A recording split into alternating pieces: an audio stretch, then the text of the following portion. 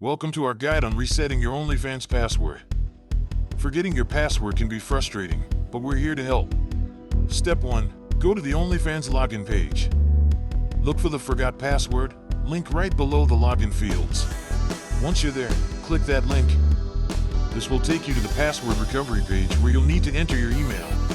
Step 3. Check your inbox for an email from OnlyFans. Look for the subject line saying Password Reset. Open that email and click the provided link. It will direct you to a secure page to create a new password. Lastly, create a strong password and confirm it. Click Submit to finalize your password reset. You're back in business. Remember, a good password is unique and hard to guess.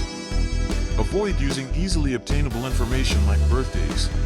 Consider using a password manager for added security. This helps you keep track of all your passwords safely. If you face any issues, don't hesitate to contact OnlyFans support for help.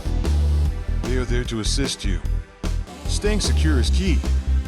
Regularly updating your password is a smart move for your online safety. Thank you for watching. Now you can confidently reset your OnlyFans password whenever needed.